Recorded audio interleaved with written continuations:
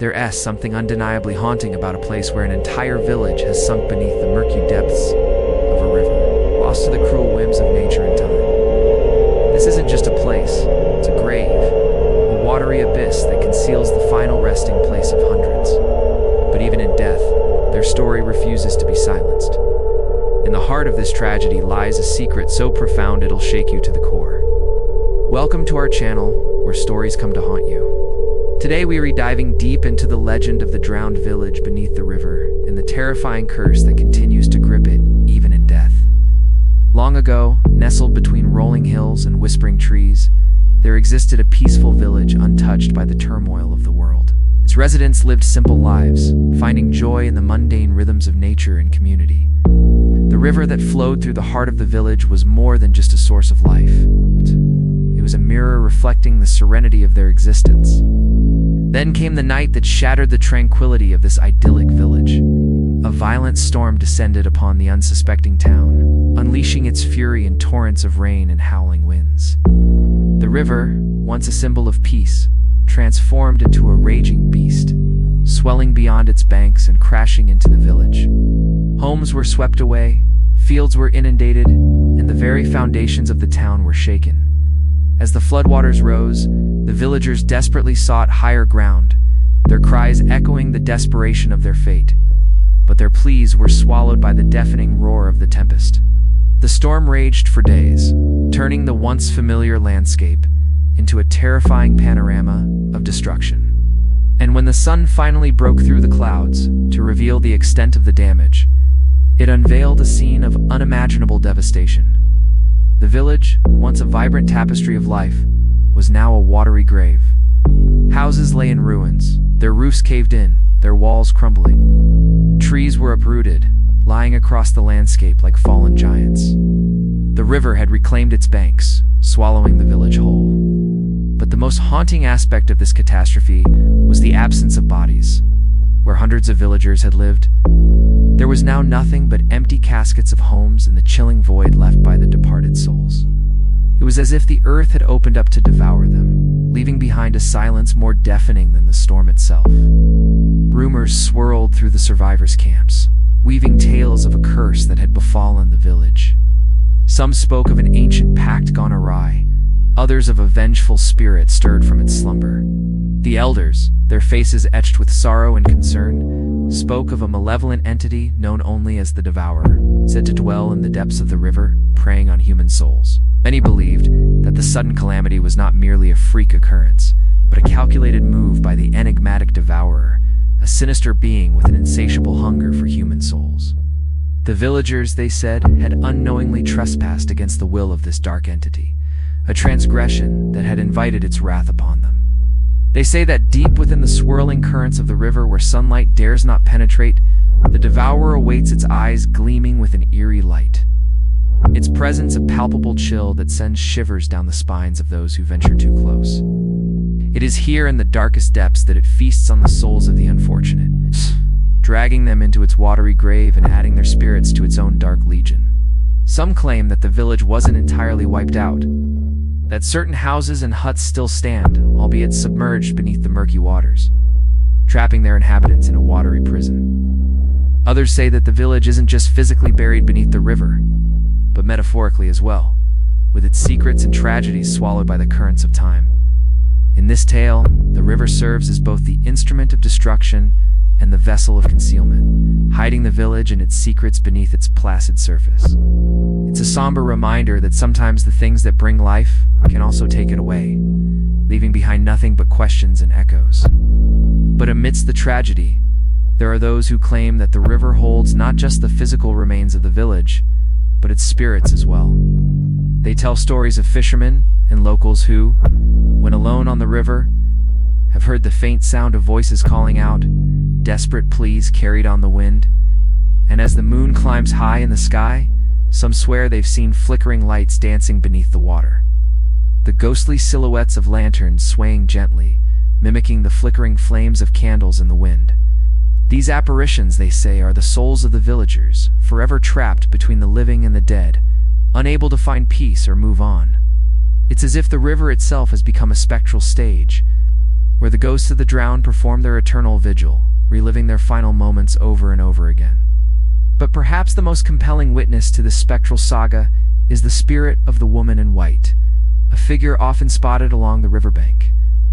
Legend says that she is the spirit of a young mother who was separated from her child during the catastrophic flood.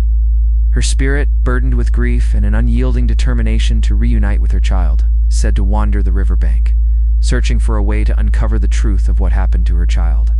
Some say her ethereal form can be seen at dusk, a white shimmering figure standing at the edge of the river, her eyes fixed on the turbulent waters, as if searching for an answer that only the river holds. Her mournful gaze, they say, is a testament to her unending love for her child and her desperate hope for answers.